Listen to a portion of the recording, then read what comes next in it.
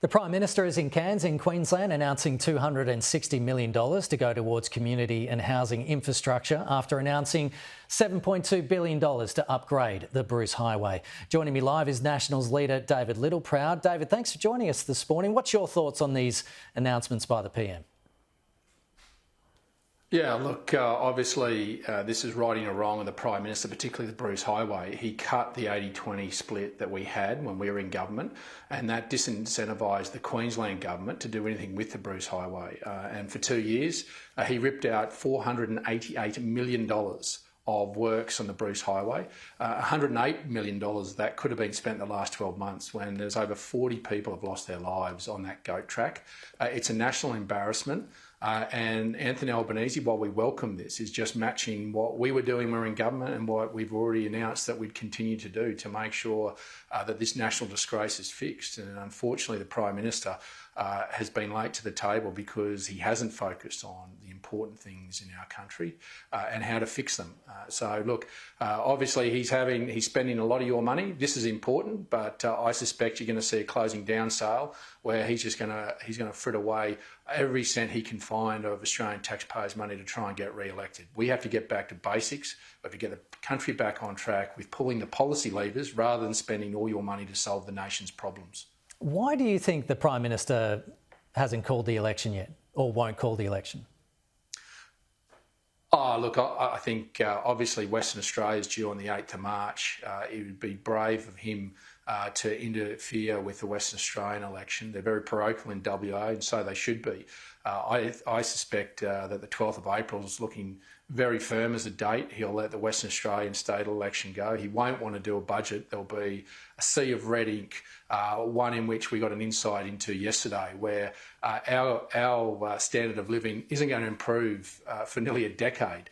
So Australians will ask themselves, do they feel better after 3 years of Anthony Albanese? But is there any chance of them getting better of 3 more years of Anthony Albanese? And the answer to those two questions is no, because even Treasury themselves say that they've lost control of this economy. And you know, when you look at the fact they've failed to even budget properly for wage increases of the public servants that they've negotiated, $7 billion they've failed to negotiate. Things are looking grim.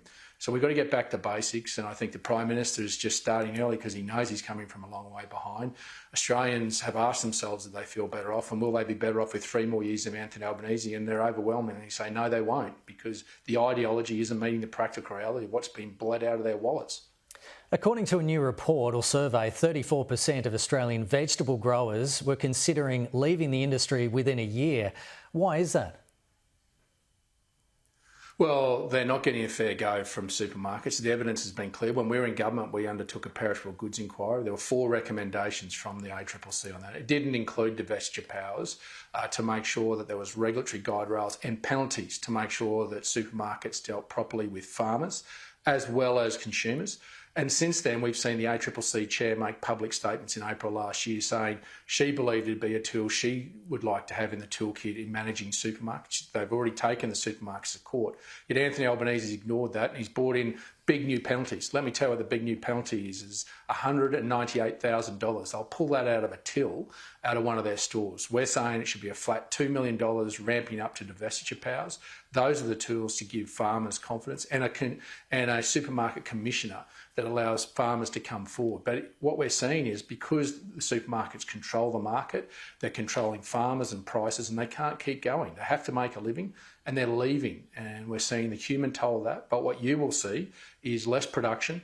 And when there's less production, your prices will go up because supply goes down, your prices go up. And Anthony Albanese is not interested in taking on the big supermarkets. We are. We put a bill in and we'll bring it back in as soon as we're elected to give protection to consumers and to farmers.